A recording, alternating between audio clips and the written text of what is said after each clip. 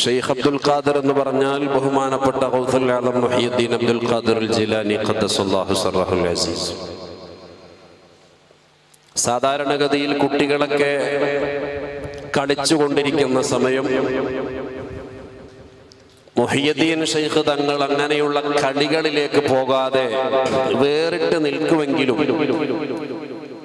കന്നുകാലി കൂട്ടങ്ങളെ കൊണ്ട് കന്നുകൂട്ടുന്നത് കണ്ടപ്പോ അതിന്റെ പിന്നാലെ കുറച്ചു നേരം നിന്നപ്പോ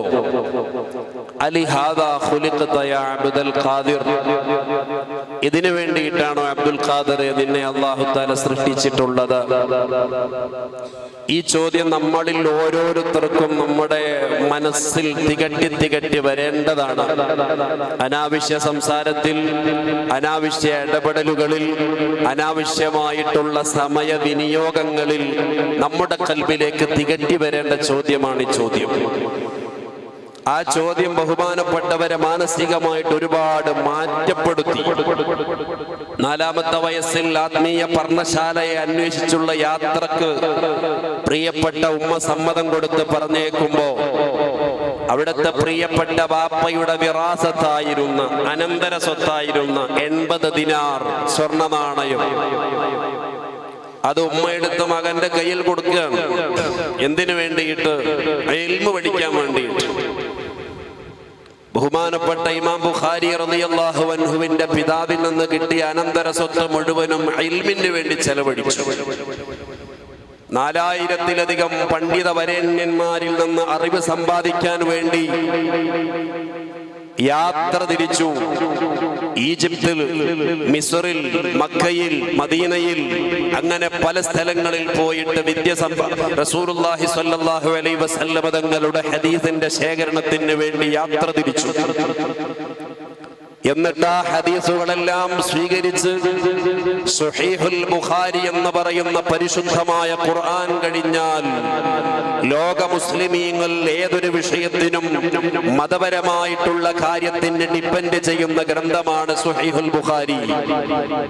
7000-ത്തിലധികം ഹദീസുകൾ അതിൽ ഉൾക്കൊണ്ടിച്ചു.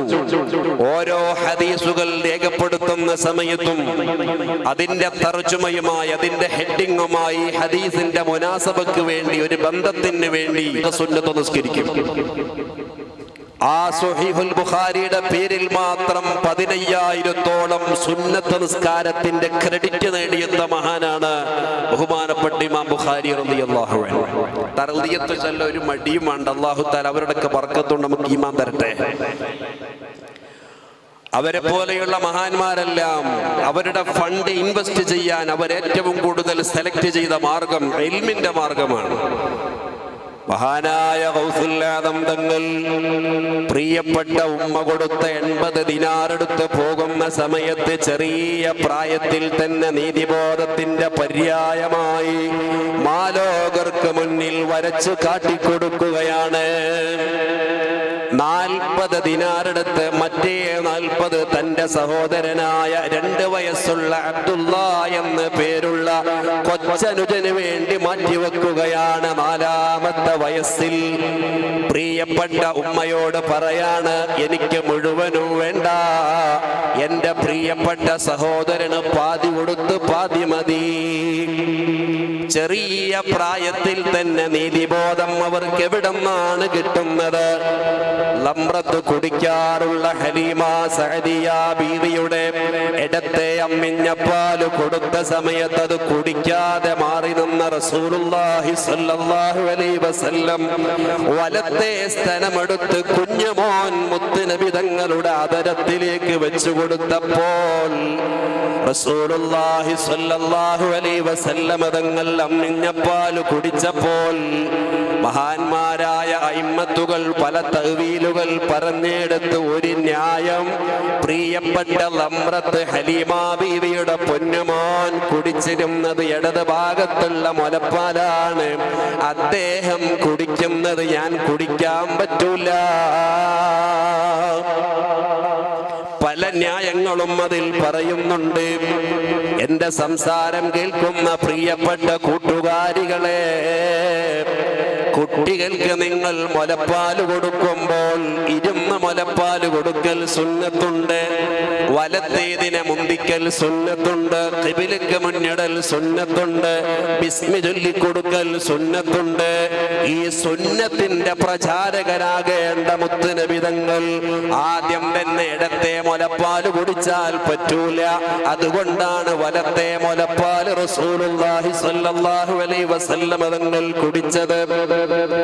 അപ്പോൾ ചെറിയ പ്രായം മുതൽ തന്നെ ആധ്യാത്മിക വർത്തമാനം ലോകത്ത് നിന്ന് പഠിക്കുന്നതിന്റെ മുൻപ് അള്ളാഹുവിന്റെ മാർഗത്തിലായിട്ട് ജീവിക്കേണ്ട മഹാന്മാർ മുത്തുനബി തങ്ങൾക്ക് ചെറിയ പ്രായത്തിൽ തന്നെ അല്ലാഹു തആല തർബിയത്ത് കൊടുത്തതുപോലെ മഹാനായ ഗൗസുൽ ആദം തങ്ങളും മറ്റൊരാള് പറഞ്ഞു കൊടുക്കുന്നതിന്റെ മുൻപ് സ്വമേധയാ തീരുമാനമെടുക്കുകയാണ്. ചൊന്നാരേ കള്ളന്റെ കയ്യില് പൊന്ന് കൊടുത്തോവർ ബിൽ ഖുത്ബിർ റബ്ബാനി.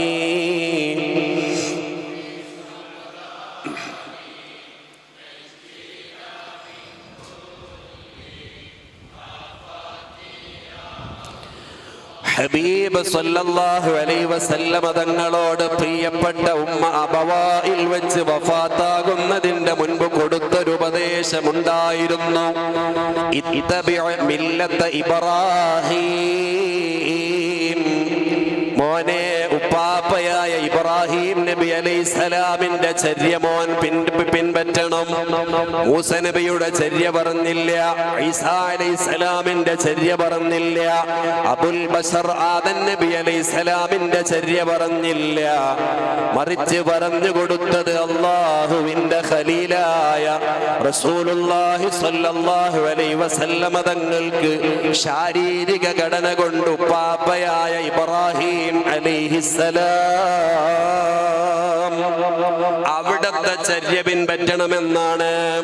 മല പോലുള്ള പ്രയാസത്തിന്റെ മുന്നിലും ആർജിച്ചെടുത്ത ഈമാനിന്റെ ആ നൂറൊരിക്കലും കളഞ്ഞു കുളിക്കാതെ അതാ സഫാ മർവ പർവ്വതങ്ങൾക്കിടയിൽ പ്രിയപ്പെട്ട ഭാര്യനെയും പൊന്നുമോനെയും തനിച്ചാക്കിയിട്ട് അള്ളാഹുവിന്റെ കൽപ്പനക്ക് വിധേയപ്പെട്ടുകൊണ്ട് നാടുവിട്ട് ഹിജറ പോകുന്ന, അതല്ലെങ്കിൽ നിർദ്ദേശത്തിന് അനുസരണ കാണിക്കുന്ന ഇബ്രാഹിം അലൈഹിസ്സലാം പ്രായമേറെയായിട്ടും കിട്ടിയ സീമന്തപുത്രനെ അറുക്കണമെന്ന് അള്ളാഹുവിന്റെ കൽപ്പന വന്നപ്പോൾ ഒരു സങ്കോചവുമില്ലാതെ ഏറ്റെടുത്ത ഖലീലുല്ലാഹി ഇബ്രാഹിം അലൈഹിസ്സലാം അവിടത്തെ മില്ലത്ത്, അവിടത്തെ സംസ്കാരത്തിനെ മോൻ പിൻപറ്റണമെന്ന് അബവായിൽ വെച്ച് വഫാത്തിന്റെ തൊട്ടു മുമ്പ് അമിന ബീവി ഉപദേശിച്ചു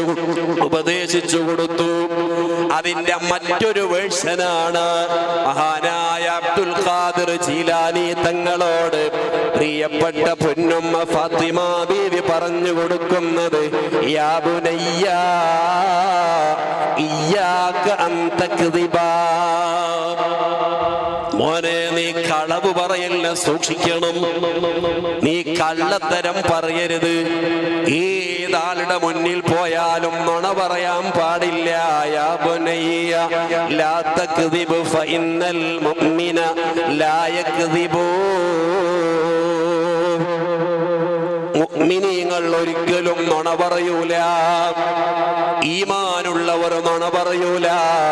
അതുകൊണ്ട് പൊന്നുമോനെ, നീ നുണ പറയാൻ പാടില്ല. മുനാഫിഖിന്റെ അടയാളത്തിൽ പെട്ടതല്ലേ ഇദാ ഹദ്ദസ കദിബാ. സംസാരിക്കാൻ തുടങ്ങിയ നുണയെ പറയുള്ളൂ. നിങ്ങൾ നോക്കൂ, സ്വർഗത്തിന് അല്ലാഹു തആല 8 തട്ട് കൊടുത്തല്ലോ, നരകത്തിന് അല്ലാഹു തആല 7 തട്ടല്ലേ കൊടുത്തിട്ടുള്ളൂ. ആ നരകത്തിന്റെ തട്ട് തട്ടായി വിഹിതിച്ചുകൊണ്ട് പരിശുദ്ധമായ ഖുർആൻ പറഞ്ഞു, ഇന്നൽ മുനാഫിഖീന ഫിദ്ദർക്കിൽ അസ്ഫലി മിനന്നാർ. മുനാഫിഖ് നരകത്തിന്റെ താഴെത്തട്ടിലാണ്. ഖാലല്ലാഹു അസ്സ വജൽ. എന്തേ അങ്ങനെ പറയാനുള്ള കാരണം? മുനാഫിഖ് എന്ന് പറഞ്ഞാൽ കൃത്യമായ ബോധ്യമുണ്ട്, പക്ഷെ അവന്റെ ഇഷ്ടത്തിന് വേണ്ടി, അവന്റെ താല്പര്യത്തിന് വേണ്ടി സത്യത്തിനെ അവൻ മറച്ചു വെക്കുകയാണ്, കാപട്യം കാണിക്കുകയാണ്. ഒരിക്കലും ഇസ്ലാം അംഗീകരിക്കുന്നതല്ല. ആ മുനാഫിഖിനെ അല്ലാഹു തആല ഒന്നുകൂടെ വിശദീകരിച്ചു തരുന്നു. ഇന്നൽ മുനാഫിഖീന ലകാദിബൂൻ. മുനാഫിഖ് നുണ പറയുക തന്നെ ചെയ്യും. അവരുടെ മേൽവിലാസം കളവ് പറയാന്നുള്ളതാണ്. അതുകൊണ്ട് പൊന്നുമോനെ, മോനാരോടും നുണ പറയരുത്. ചുട്ടയിലെ ശീലം ചുടലവരെ എന്ന് പറഞ്ഞതുപോലെ ചെറിയ പ്രായത്തിൽ ഉമ്മയുടെ ഉപദേശം കേട്ട ഗൗസുൽ ആദം തങ്ങൾ വളർന്നു, അവിടുന്ന് പന്തലിച്ചു. 90 വയസ്സോളം അവിടുന്ന് ജീവിച്ചു. 40 വർഷത്തോളം പ്രഭാഷണം നടത്തി.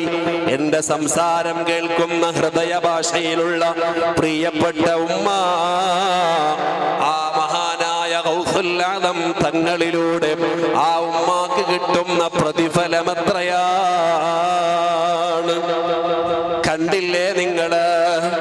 ഇന്ന് ഈ സദസ്സിലേക്ക് നമുക്ക് ആത്മീയ നേതൃത്വത്തിന് വരുന്ന അഭിവന്യരായ ശൈഖുനാ സയ്യിദ് ഇബ്രാഹിമുൽ ഖലീലുൽ ബുഖാരി, അല്ലാഹുവേ അവിടത്തേക്ക് നീ ദീർഘായുസ് കൊടുത്ത് ഉമ്മത്തിന് റഹ്മത്ത് ചെയ്യണേ റഹ്മാനേ.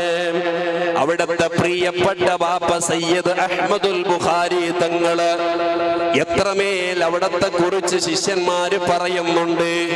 ഓരോ സമയത്തും ഖുർആൻ ഓതിക്കഴിഞ്ഞതിന്റെ ശേഷം അഹ്മദുൽ ബുഖാരി തങ്ങൾ പാപ്പ ദ്വാരക്കും പോലെ, എന്റെ മക്കൾക്ക് സ്വലാഹിയത്ത് കൊടുക്കണേന്ന് ദ്വാരക്കും പോലെ, ആ ഉപ്പയുടെ പ്രാർത്ഥനയുടെ അനന്തര ഫലമായിട്ട് നിങ്ങൾ നോക്കൂ, മഹാനായ സയ്യിദ് ഇബ്രാഹിമുൽ ഖലീലുൽ ബുഖാരി തങ്ങള് അവിടുന്ന് സന്ദർശിക്കാത്ത സ്ഥലങ്ങളുണ്ടോ?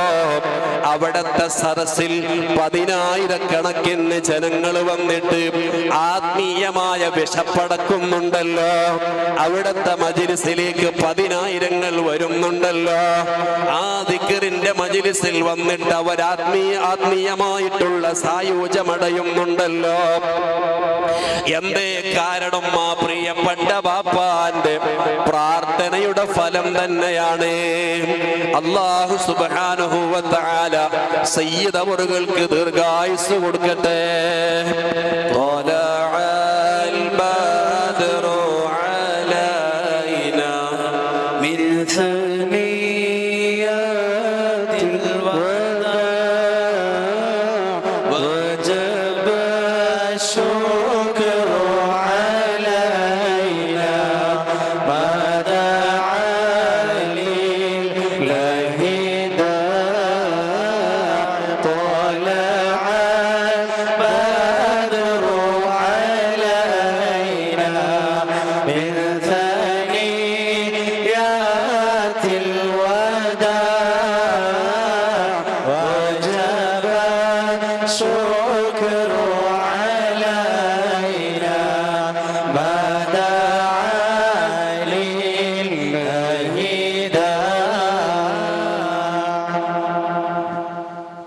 എല്ലാവരും